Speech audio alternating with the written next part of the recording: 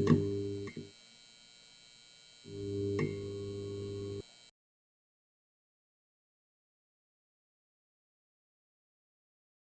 guys, Stockaholics, thanks for being here today.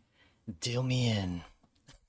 In this video, I'll be talking about why I've recently decided to repurchase some oil tanker companies, some of my favorite ones with what I believe are better than average managements with better than average balance sheets.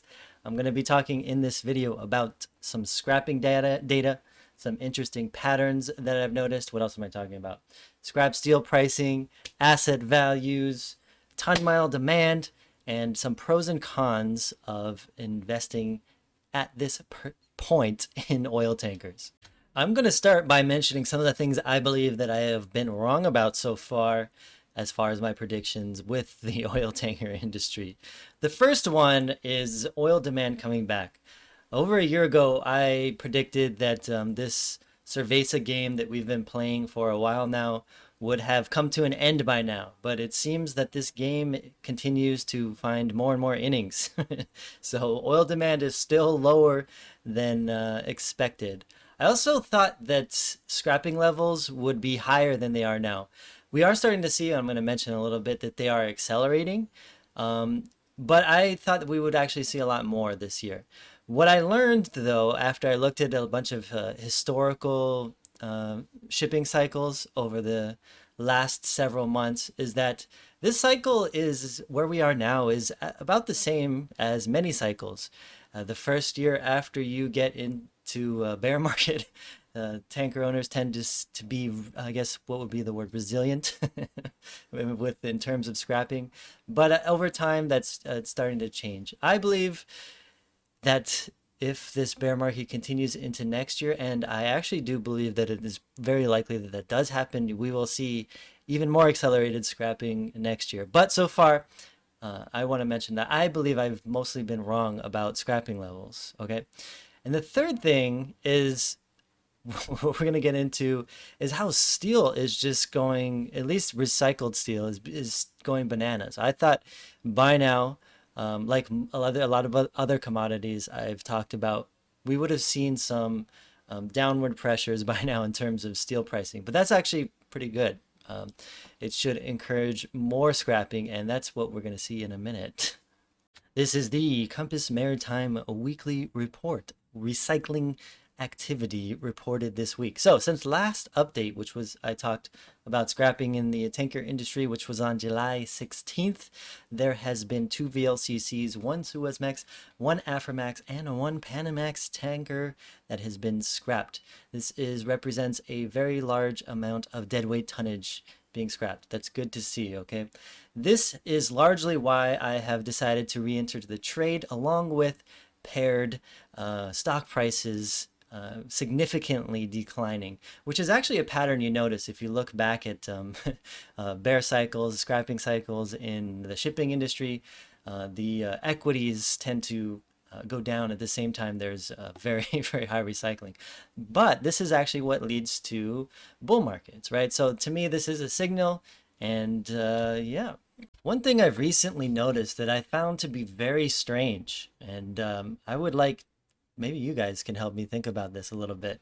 To me, it's just a weird pattern, and if I see weird patterns, I want to figure out what's going on, right?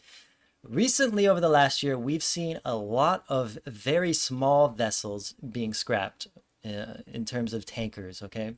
So what we're looking at here is this yellow line is the 2021 number of vessels being scrapped. If we compare that to 2018, which was a year there was a lot of scrapping taking place, numerically we're almost at the same level of amount of ships scrapped in 2021. 2018 was the second year, I believe, in a bear market for tankers. So there was a lot of ships scrapped, right?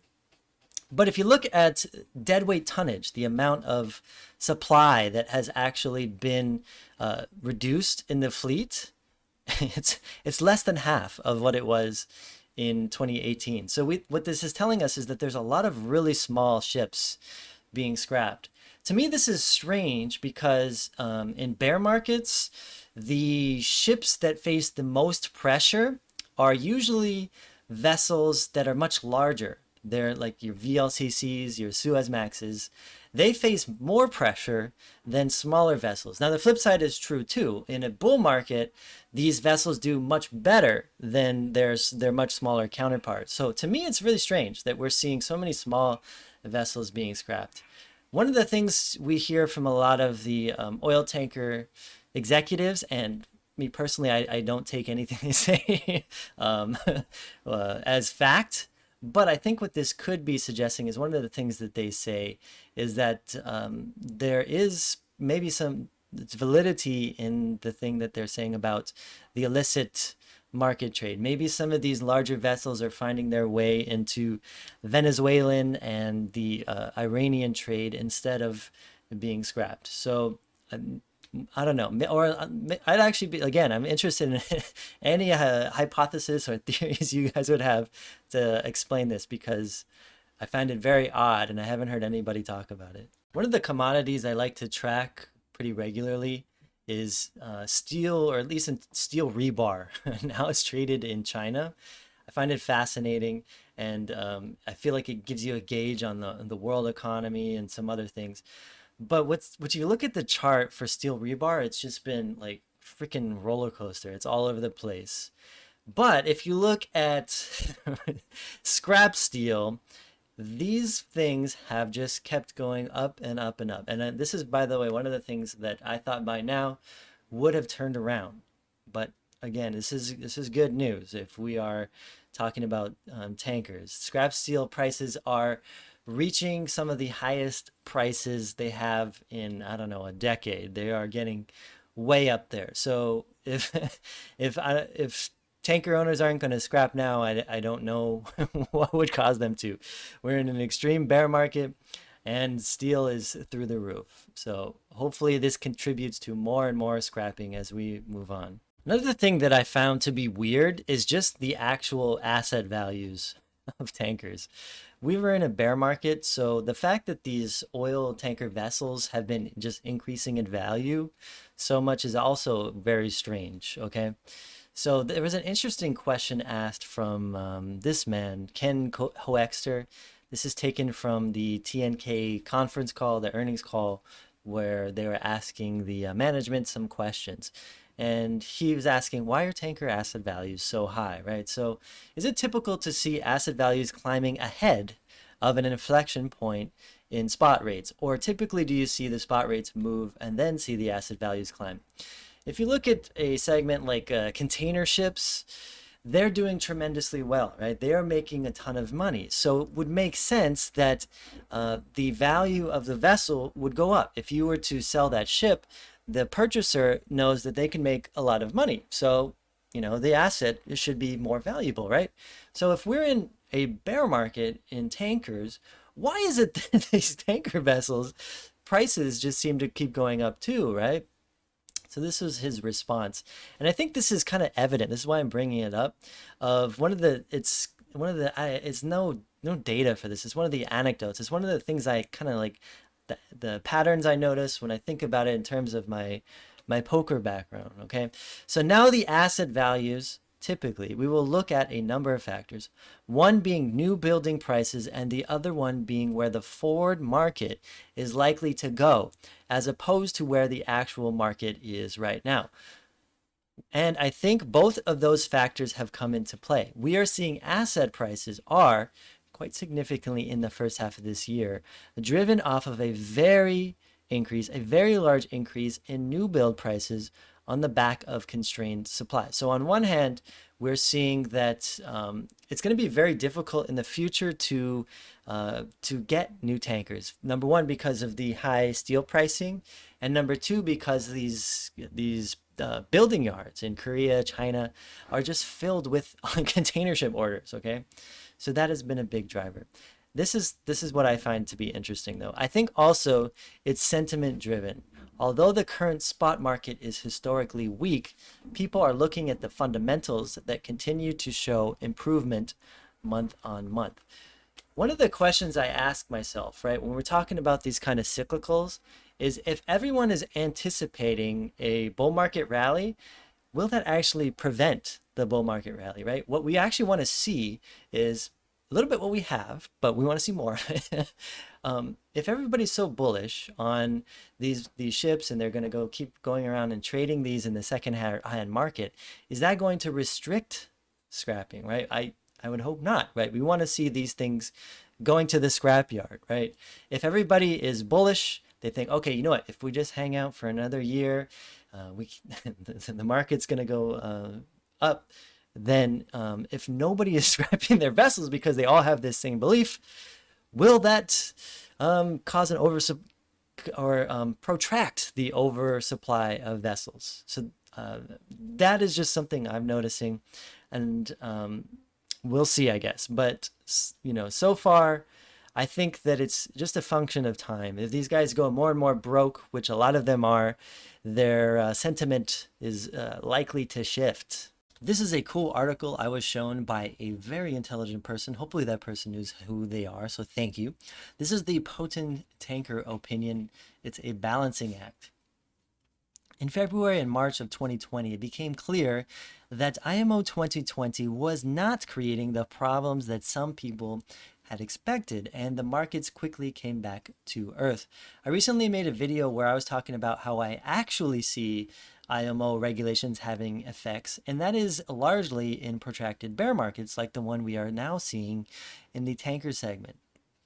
But to kind of explain what this sentence is saying is in 2019, paired with sanctions at the time, a lot of Trump sanctions, there was an anticipation. There was a sentiment shift. There was a lot of tanker owners who believed that they would not be able to procure the fuels that they needed to be IMO compliant. This actually had a weird effect that led to higher than normal rates in all kinds of shipping segments. By the way, this happened in the container ship market as well. So when I hear some individuals, shipping analysts, whoever, suggesting that the high rates that we are seeing in container ship markets will be protracted because there was a cyclical inflection before COVID, I would, it's a complicated industry, I would suggest that this was another extrinsic event. It wasn't a cyclical inflection, a supply and demand balancing point. It was anticipation of something, okay? So that is until COVID hit and the Saudi-Russian oil prince war created another crisis. Rates spiked as tankers were used for floating storage. However, this boom was short-lived and tanker earnings fell rapidly when the OPEC plus countries cut production and ton-mile demand collapsed in the wake of widespread lockdowns and travel bans. So there was that big spike over here, which you can see on this graph in March and April of 2020. By the way, what we're looking at on this graph here is the fleet count, the amount of VLCCs, it's only including that specific type of vessels, with their paired ton-mile demand. And what you can see where we are today is that we are in a market that is extremely saturated, is extremely oversupplied based on the demand for these vessels, right? Now let's go on.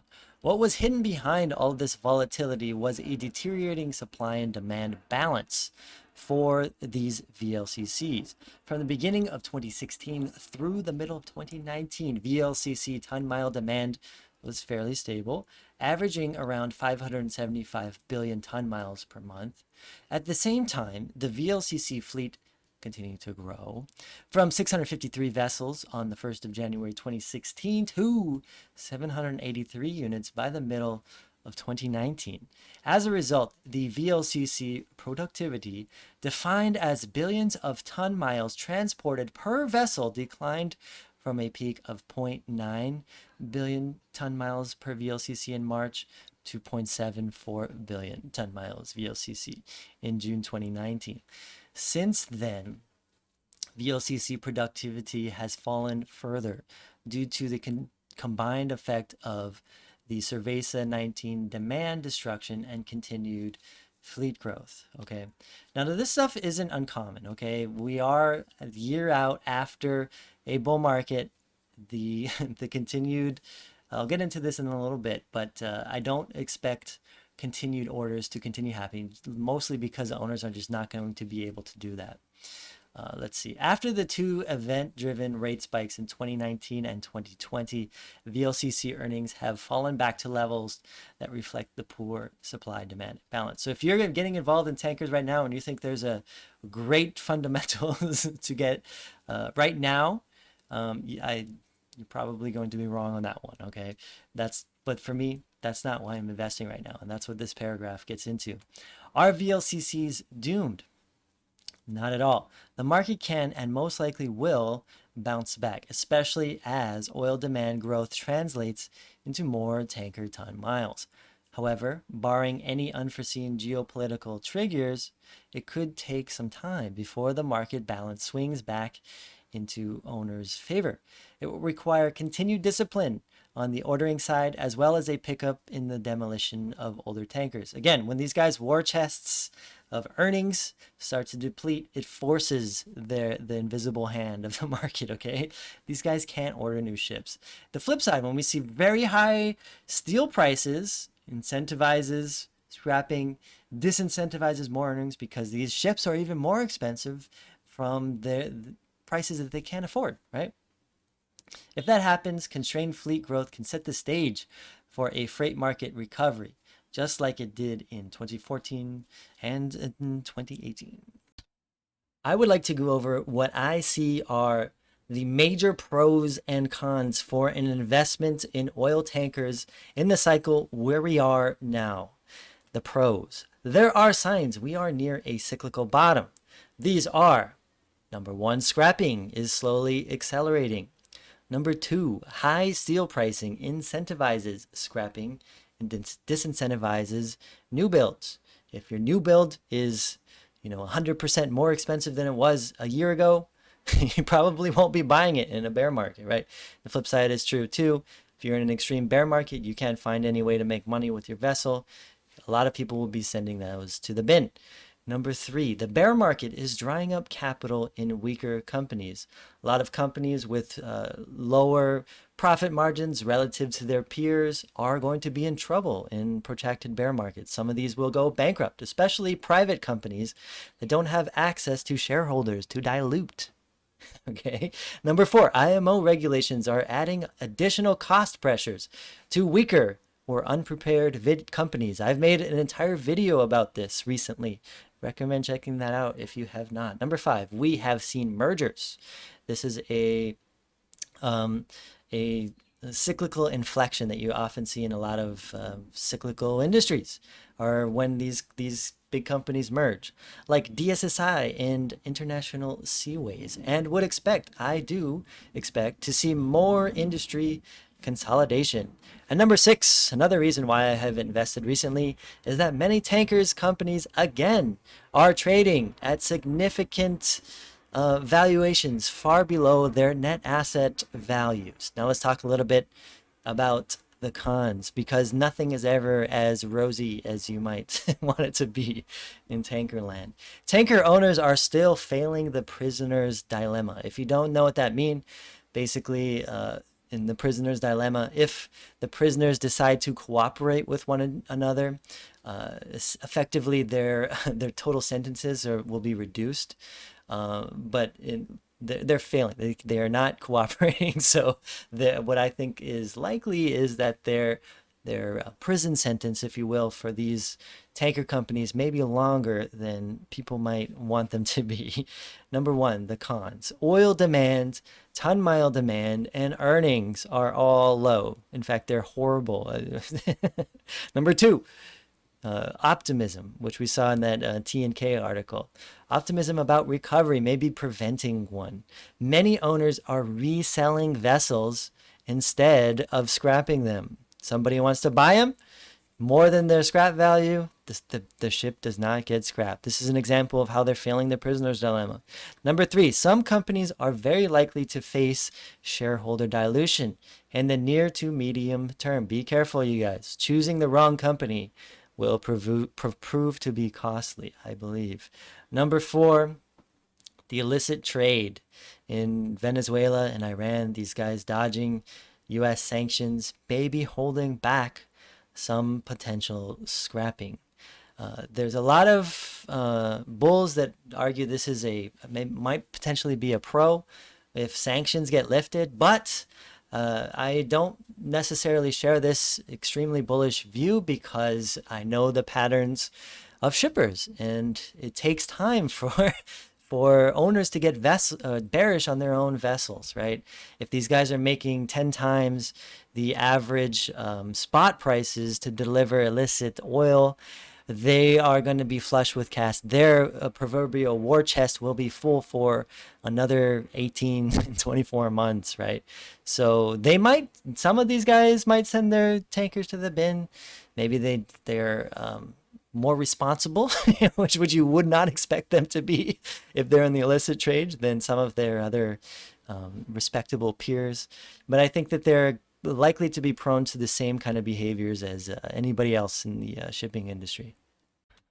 Just because I am now bullish on oil tankers at their current equity valuations does not mean that there is not significant downside in these. In fact, I think that the chance that a lot of these oil tankers in a year from now are lower than they are today is quite likely, especially when we consider that historically shipping rates and equity valuations tend to match each other. So if we stay in a protracted bear market, I might lose a little money on these. Now, that's one reason why I have stayed small on my position sizing. I know that we are still in a bear market, although I see what I believe are likely inflections with scrapping.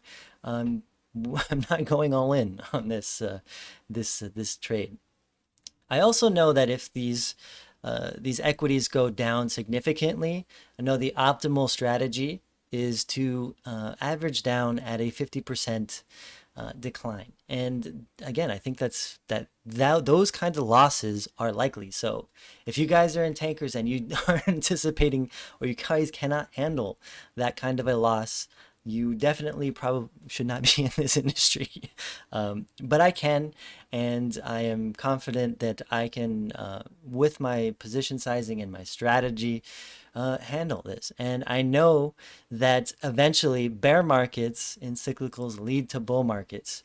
Peter Lynch has essentially, and I'm paraphrasing here, is to look for an inflection. The best time to be investing in cyclicals is when they are doing poorly, but you see signs that these kinds of things can turn around, and that's what I see in oil tankers. Anyway, if you guys found this video useful, please consider giving me a like, and we'll see you guys soon.